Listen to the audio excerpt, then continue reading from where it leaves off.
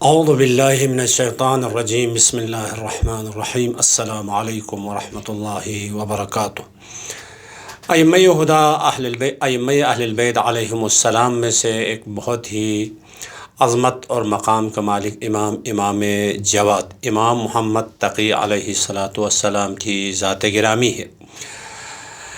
امام محمد تقی علیہ الصلاۃ والسلام کی ولادت سن 195 ہجری میں مدینہ منورہ میں ہوئی۔ آپ کے مشہور و معروف القاب تقی، ذکی، قانع، رضی، مختار، متوکل، مرتضیٰ، منتجب، یہ امام علیہ السلام کے القاب جو لوگوں کے درمیان مشہور تھے۔ آپ کی امامت کا دور امام رضا علیہ السلام کی شہادت کے سال 203 ہجری سے شروع ہوتا ہے، یعنی تقریباً 7.5 سال کی عمر میں امام علیہ السلام خلافت الہیہ کے عظیم منصب پر فائز ہوتے ہیں۔ آپ کی امامت کا زمانہ 2 عباسی خلفاء کے معاصر ہے، تقریباً 15 سال مامون عباسی کی حکومت کا دور میں اور 2 سال معتصم عباسی ملعون کی حکومت کے دور میں گزرے ہیں۔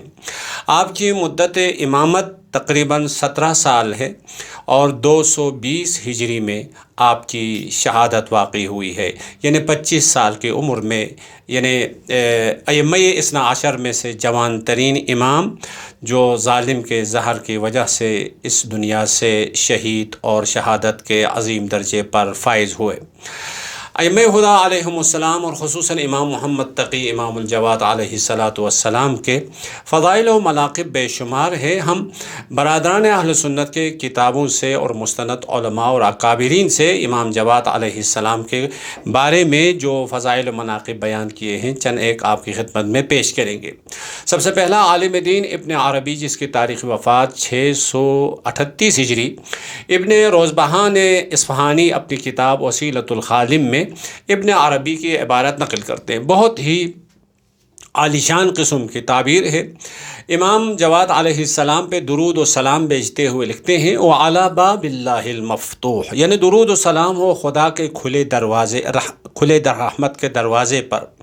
و کتاب اللہ المشروح، اور خدا کی تشریح شدہ کتاب پر، ماہیت الماہیات مطلق المقیدات۔ یہ لکھتے لکھتے آخر میں لکھتے ہیں المنطبع فی مرآت العرفان غواص بحر القدم، یعنی علم و فکر اور علم و فضل کے دریا میں غواص، محیط الفضل والکرم، فضیلت و کرامت پر احاطہ رکھنے والی ذات، حامل سر رسول اکرم کے اسرار کے حامل، مہندس الارواح والعقول، ادیب معلمت الاسماء والشؤون۔ آخر میں کہتے ہیں محمد ابن علی الجواد علیہ الصلاۃ والسلام۔ اسی طرح سبط ابن جوزی حنفی، جس کی تاریخ وفات 654 ہجری ہے، امام جواد علیہ السلام کے بارے میں لکھتے ہیں وہ محمد ابن علی ابن موسیٰ، امام محمد تقی علیہ السلام کے شجرہ نسب کو لکھنے کے بعد کہتے ہیں وَكَانَ عَلَى مِنْهَاجِ أَبِيهِ فِي الْعِلْمِ وَالتُّقَى وَالزُّهْدِ وَالْجُودِ۔ امام جواد علیہ السلام علم میں، فضیلت میں، تقوی و پرہیزگاری میں، زہد و سیادت میں اور جود و سخاوت میں اپنے والد بزرگوار امام رضا علیہ السلام کے نقش قدم پر چلتے تھے۔ مزید محمد ابن عبد الواحد موصلی لکھتے ہیں امام علیہ السلام هو الامام التاسع الناطق، 9واں امام ہے، الناطق بالصدات، ہمیشہ محکم اور پائیدار بولنے والا، المتصف بالرشاد، ہمیشہ ہدایت کے مالک، والعلم المستفاد، علم اس حد تک اس کا علم تھا سب استفادہ کرتے تھے، والفضل المنتشر بین العباد، بندگان الہی کے درمیان امام کی فضیلت مشہور تھی، المکین الامین، امام علیہ السلام امانت داری میں عظیم مقام رکھنے والے تھے، وارث النبیین، تمام انبیاء ما سبق کا وارث، انبیاء کے اوصاف اور انبیاء کے علم کا وارث، خلاصۃ رب العالمین، خداوند ذات پروردگار عالم کے اسماء حسنہ کا خلاصہ اور مظہر، الکبیر العلم والحلم، علم کے اعتبار سے عظیم منزلت رکھنے والا، حلم و بردباری کے اعتبار سے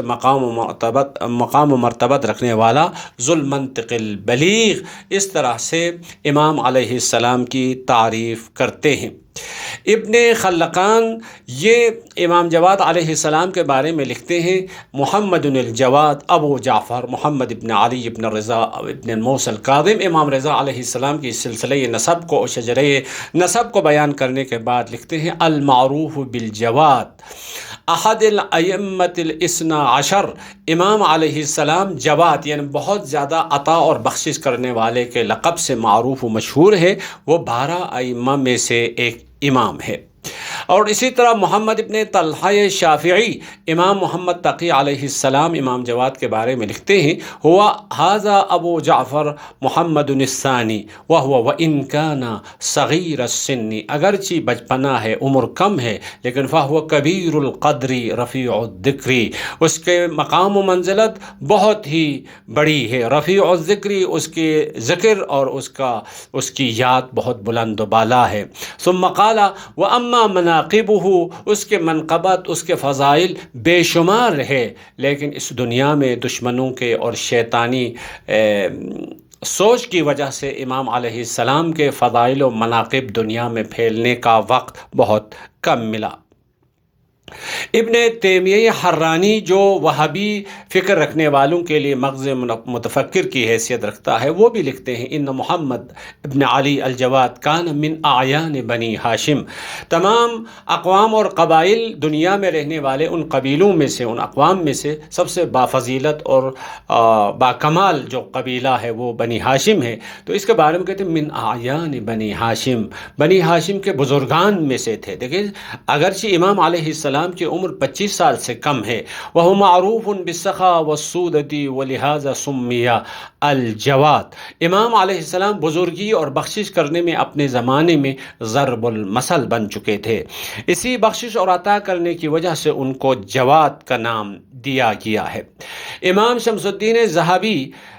لکھتے ہیں: تاریخ الاسلام وفیات المشاہیر والاعلام جلد نمبر 15 صفحہ نمبر 385 میں محمد ابن رضا علیہ السلام یعنی امام رضا علیہ السلام امام محمد تقی اور شجرہ نسب کو ذکر کرنے کے بعد لکھتے ہیں: کان یلقب بالجواد وبالقانع وبالمرتضی، امام محمد تقی علیہ السلام کے القاب میں سے ایک لقب جواد ہے، بہت زیادہ بخشش کرنے والا، عطا کرنے والا، والقانع، خدا کے فیصلوں کے سامنے قانع، والمرتضی، کان من ثروات آل البیت النبی صلی اللہ علیہ وآلہ وسلم، یعنی امام جواد علیہ السلام رسول خدا کے اہل بیت کے بزرگان میں ان کا شمار ہوتا تھا۔ وکان احد الموصوفین بالسخاء ولذلک لقب بالجواد، امام علیہ السلام کی ذات کے بارے میں لکھتے ہیں: ایسے تھے کہ جو لوگوں میں سخی اور بخشش کرنے والوں میں مشہور تھے، اور اسی وجہ سے امام علیہ السلام کا لقب جواد ہے۔